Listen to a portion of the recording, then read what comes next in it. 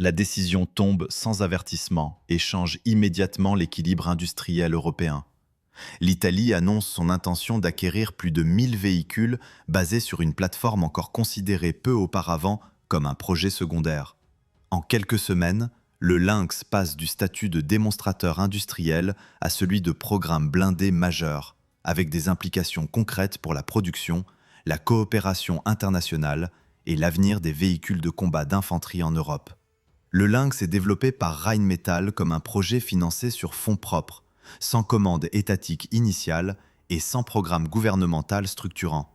Cette approche industrielle vise à proposer une plateforme moderne capable de répondre à des exigences opérationnelles variées tout en réduisant les risques techniques et financiers liés au développement. Dès l'origine, le concept repose sur une famille de véhicules et non sur une version unique, avec un châssis conçu pour accepter des configurations multiples sans refonte structurelle lourde. La première apparition publique du Lynx intervient lors du salon Eurosatory de l'année 2016, où Rheinmetall présente le KF-31 dans une configuration de véhicule de combat d'infanterie. La désignation KF signifie Kettenfahrzeug, véhicule chenillé, tandis que le nombre indique la classe de masse approximative. Le KF-31 est conçu pour une masse maximale comprise entre 35 et 38 tonnes, avec une architecture déjà pensée pour accueillir différentes variantes spécialisées. Cette première version sert de base conceptuelle et permet de démontrer la faisabilité du programme. 2 années plus tard, Rheinmetall présente le KF-41, version plus lourde et plus capacitaire, positionnée dans la classe supérieure des 40 tonnes. Cette évolution répond à la demande croissante pour des véhicules mieux protégés, capables d'intégrer des systèmes plus lourds et des équipements électroniques plus complexes. Le KF-41 est présenté à la fois comme véhicule de combat d'infanterie et comme véhicule de commandement, confirmant dès ce stade la logique de plateforme modulaire. Le Lynx n'est pas conçu comme un système figé, mais comme une base technique adaptable. Le châssis est pensé pour permettre l'installation rapide de superstructures différentes, avec des interfaces standardisées pour l'alimentation électrique, les systèmes de communication et les équipements de mission. Rheinmetall démontre cette modularité dès les présentations publiques en modifiant la configuration du véhicule sur un même salon afin de montrer la transformation d'une version de combat vers une version de commandement. Le programme franchit une première étape opérationnelle lorsque la Hongrie sélectionne le Lynx pour équiper ses forces terrestres. Ce choix marque la première adoption officielle du véhicule par une armée nationale et ouvre la voie à une production industrielle réelle. La Hongrie prévoit non seulement l'acquisition de véhicules, mais également la mise en place d'une capacité de production locale, renforçant l'ancrage du programme en Europe centrale. Malgré cette première sélection, le Lynx reste pendant plusieurs années perçu comme un programme émergent, en attente d'un contrat de grande ampleur susceptible de confirmer sa viabilité à long terme.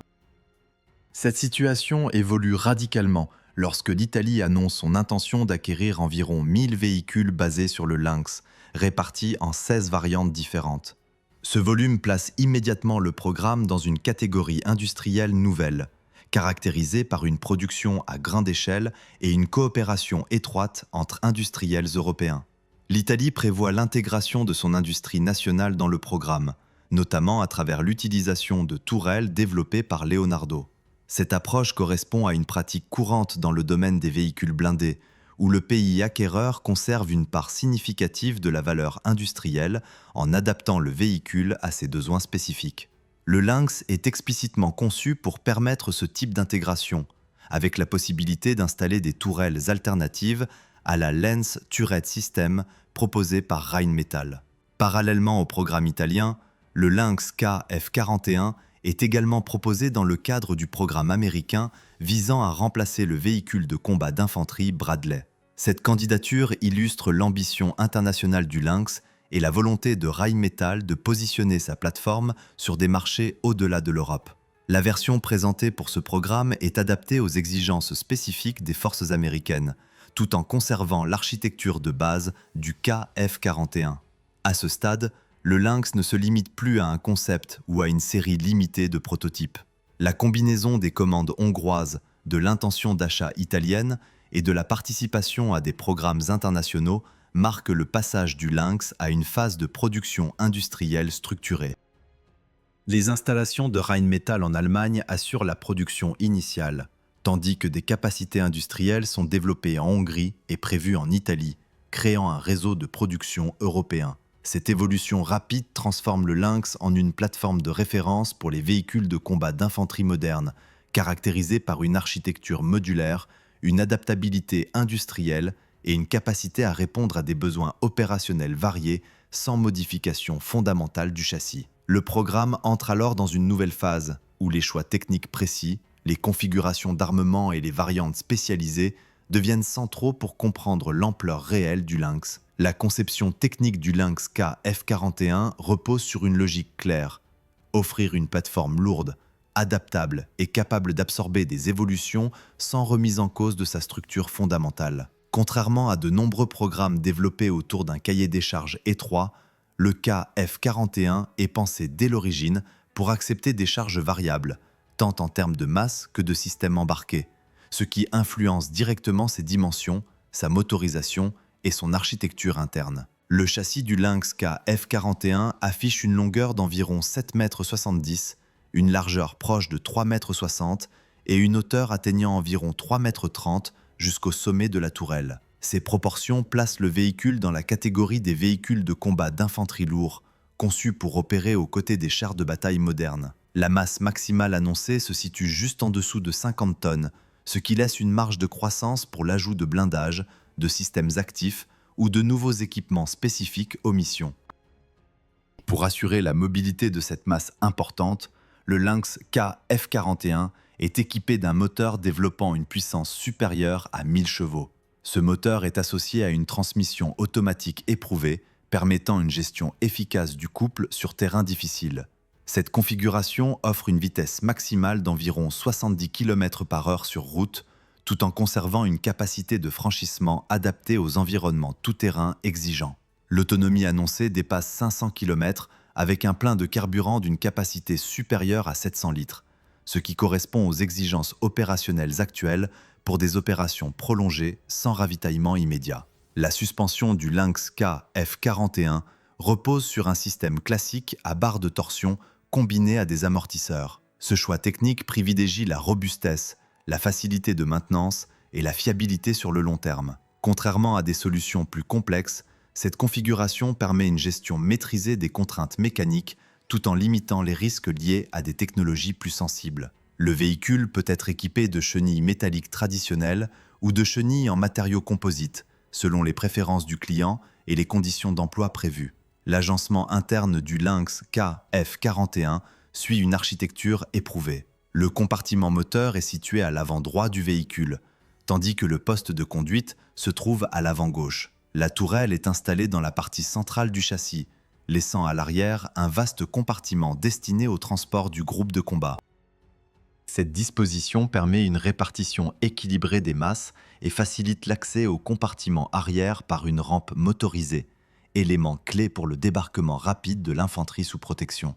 L'équipage du Lynx KF41 se compose de 3 militaires: le conducteur, le tireur et le chef de bord. Le tireur et le chef de bord prennent place dans la tourelle, tandis que le conducteur est installé dans la caisse. Le compartiment arrière peut accueillir jusqu'à 8 soldats équipés, ce qui représente une capacité significative pour un véhicule de cette classe. L'espace intérieur est conçu pour permettre le transport de l'équipement individuel et collectif, tout en conservant une ergonomie compatible avec des opérations prolongées. La protection du Lynx KF41 repose sur une combinaison de blindage de base en acier et de modules de blindage additionnels. Cette approche modulaire permet d'adapter le niveau de protection aux menaces attendues et aux contraintes de masse imposées par la mission. Le véhicule est également compatible avec l'intégration de systèmes de protection active, destinés à intercepter des projectiles anti-chars avant qu'ils n'atteignent la structure principale. Cette capacité répond à l'évolution des menaces observées sur les champs de bataille contemporains,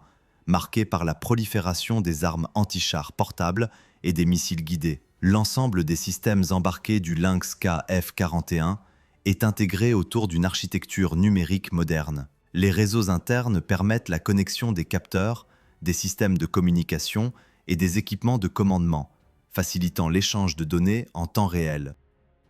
Cette infrastructure est essentielle pour les versions spécialisées du véhicule, notamment celles destinées au commandement, à la reconnaissance ou à la coordination des feux.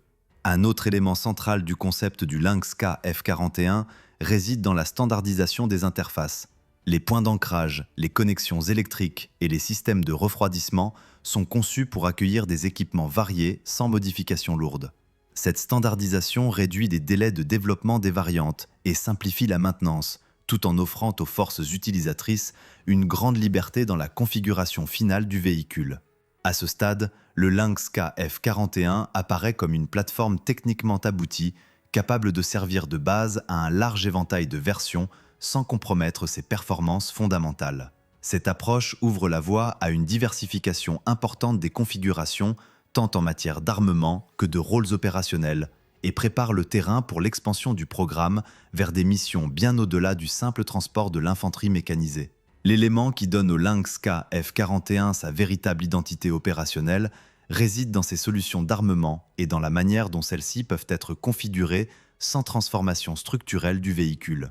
Dès le départ, Rheinmetall conçoit la plateforme pour accepter différents systèmes de combat en tenant compte des besoins nationaux, des doctrines d'emploi et des contraintes industrielles propres à chaque client. La configuration la plus connue du Lynx-K F41 repose sur l'intégration de la Lance Turret System. Cette tourelle est développée comme un système modulaire, capable d'accueillir plusieurs types de canons automatiques, des mitrailleuses coaxiales et des lanceurs pour missiles anti-chars. L'architecture interne de la tourelle permet également l'ajout de capteurs optroniques avancés, de systèmes de conduite de tir numériques et d'équipements de communication intégrés au réseau du véhicule. La Lance Turret System existe en version habitée, avec le tireur et le chef de bord installés dans la tourelle, mais elle est également proposée en version non habitée. Cette flexibilité permet aux forces utilisatrices de choisir entre une configuration plus traditionnelle et une approche orientée vers la réduction du volume habité exposé. Le Lynx-K F41 n'est donc pas limité à un seul concept de combat, mais peut être adapté aux préférences doctrinales de chaque armée. L'armement principal peut être sélectionné selon les exigences opérationnelles. Les canons automatiques de moyen calibre offrent une capacité efficace contre des cibles blindées légères, des positions fortifiées et des menaces aériennes à basse altitude. Les systèmes secondaires assurent la protection rapprochée du véhicule et permettent l'engagement de cibles multiples sans recourir systématiquement à l'armement principal. L'intégration de missiles anti-chars élargit encore le spectre d'engagement, donnant au Lynx une capacité crédible face à des véhicules lourdement blindés. Au-delà de la solution proposée par Rheinmetall, le Lynx-K F41 est explicitement conçu pour recevoir des tourelles développées par des industriels tiers. Ce point est central dans la stratégie d'exportation du programme. L'Italie prévoit ainsi l'installation d'une tourelle conçue par Leonardo, intégrant des systèmes nationaux et répondant aux standards opérationnels propres aux forces italiennes. Cette approche permet non seulement de personnaliser le véhicule, mais aussi d'impliquer directement l'industrie locale dans la chaîne de valeur. La compatibilité avec des tourelles alternatives repose sur une interface mécanique et électronique standardisée. Les systèmes de stabilisation, les alimentations électriques et les connexions de données sont prévus pour accueillir des modules différents sans nécessité de modification profonde du châssis. Cette caractéristique réduit considérablement les délais d'intégration et facilite l'évolution du véhicule tout au long de son cycle de vie. Le Lynx-K F41 n'est pas limité au rôle classique du combat d'infanterie. La plateforme est également adaptée à des missions spécialisées nécessitant des équipements spécifiques. Des configurations destinées à la reconnaissance peuvent intégrer des capteurs supplémentaires et des mâts optroniques, tandis que des versions orientées vers l'appui-feu peuvent recevoir des systèmes d'armement plus lourds. Cette capacité d'adaptation repose sur la réserve de masse et de volume prévue dès la conception du véhicule. Un autre aspect déterminant concerne l'intégration de systèmes de défense active. Le Lynx est compatible avec des solutions capables de détecter et d'intercepter des menaces anti-chars avant impact. Ces systèmes complètent la protection passive et répondent à l'évolution des menaces modernes, marquées par l'utilisation accrue de missiles guidés et de munitions portables. L'architecture ouverte du véhicule permet l'ajout ou le remplacement de ces systèmes en fonction des besoins et des avancées technologiques. L'ensemble des équipements d'armement et de protection est intégré dans une logique de combat collaboratif. Les capteurs, les systèmes de tir et les moyens de communication sont interconnectés, permettant un échange rapide d'informations entre les membres de l'équipage et avec d'autres unités. Cette capacité est essentielle pour les versions de commandement et de coordination, où le Lynx devient un nœud de transmission au sein du dispositif tactique. À mesure que les différentes configurations sont définies, le Lynx KF-41 s'impose comme une plateforme capable de remplir des rôles très variés sans perdre sa cohérence technique.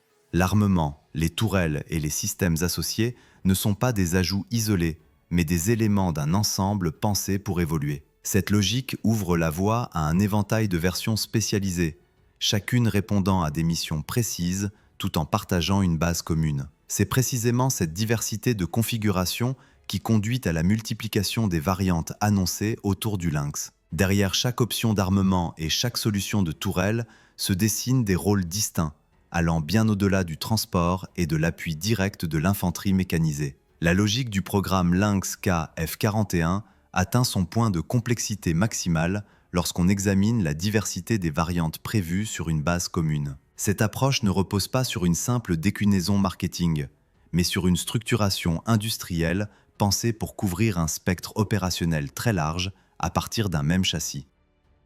Chaque variante répond à une mission définie avec des équipements dédiés, tout en conservant une compatibilité maximale avec les autres versions de la famille. La version centrale autour de laquelle s'articulent les autres reste le véhicule de combat d'infanterie. Elle est conçue pour transporter un groupe de combat mécanisé, fournir un appui-feu direct et opérer dans des environnements fortement contestés. À partir de cette configuration de base, le Lynx est décliné vers des rôles qui exigent des modifications internes importantes sans pour autant remettre en cause la structure externe du véhicule. Parmi les premières variantes développées figure le véhicule de commandement. Celui-ci remplace une partie du volume dédié au transport de troupes par des postes de travail, des systèmes de communication étendus et des équipements de planification tactique. Cette version est destinée à opérer au plus près de la ligne de front, tout en assurant la coordination d'unités mécanisées et l'échange d'informations en temps réel avec les échelons supérieurs. Une autre déclinaison importante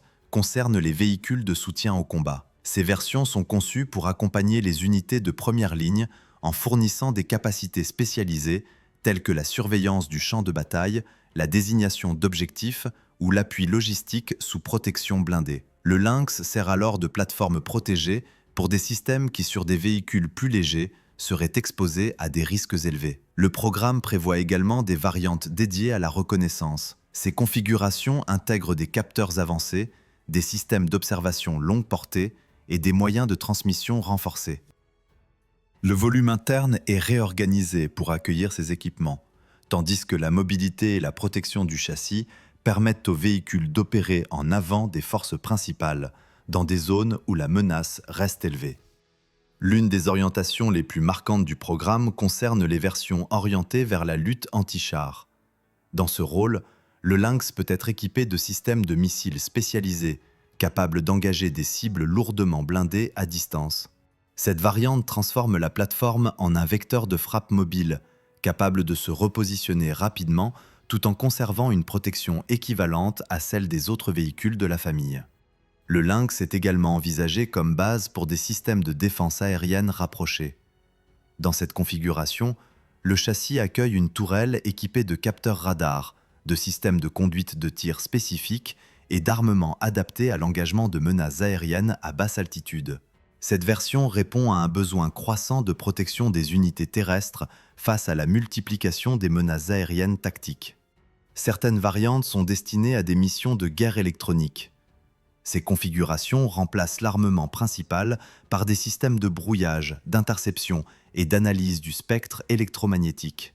Le Lynx devient alors un outil de perturbation et de collecte d'informations, opérant sous protection blindée au sein des formations mécanisées. L'Italie, principal moteur du volume de production envisagé, prévoit à elle seule jusqu'à 16 variantes différentes sur la base du Lynx.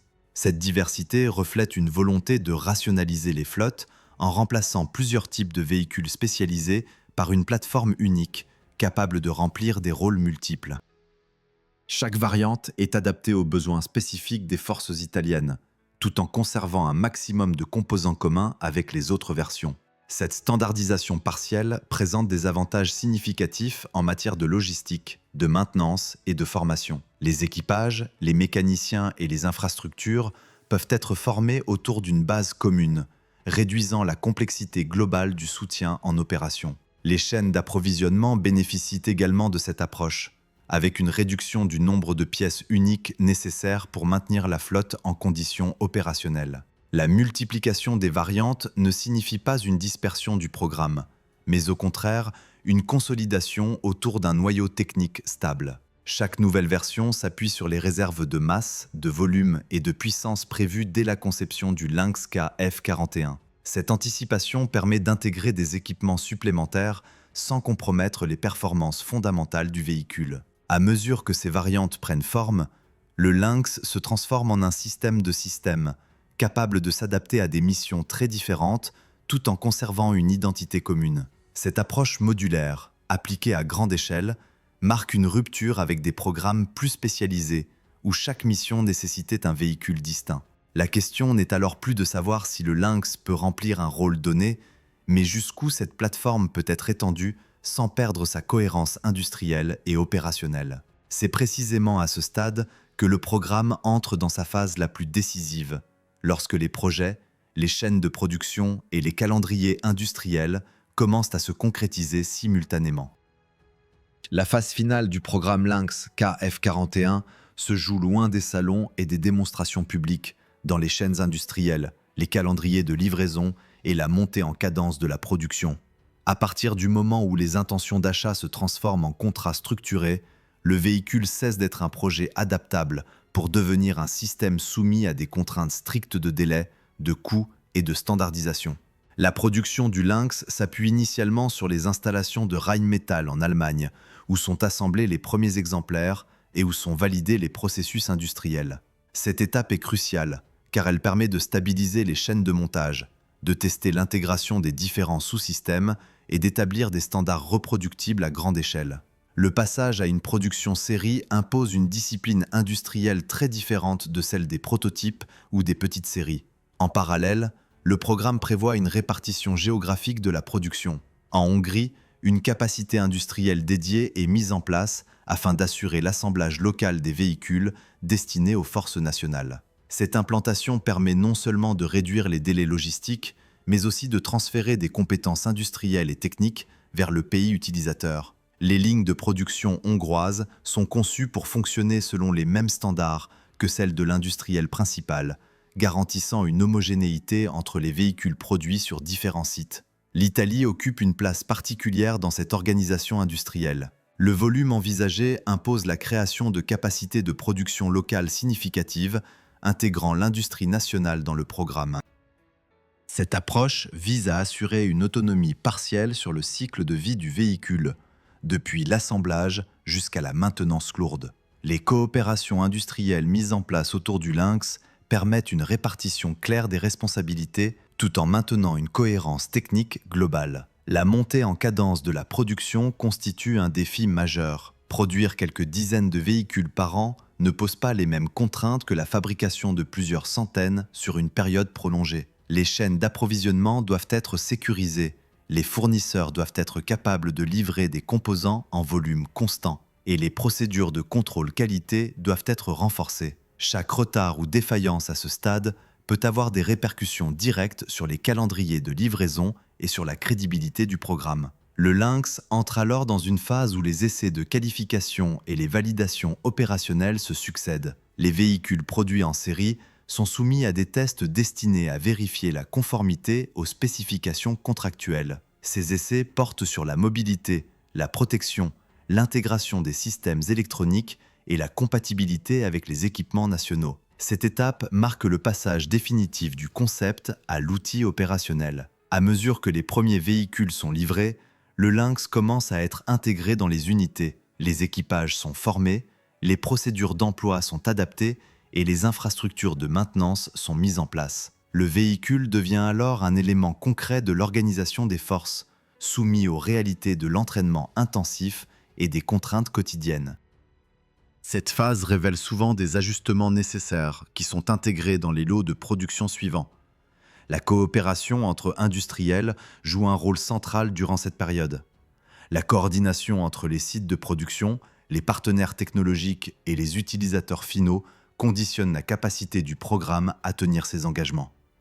Le Lynx repose sur une architecture suffisamment souple pour intégrer des modifications progressives sans interrompre la production ni remettre en cause les véhicules déjà livrés.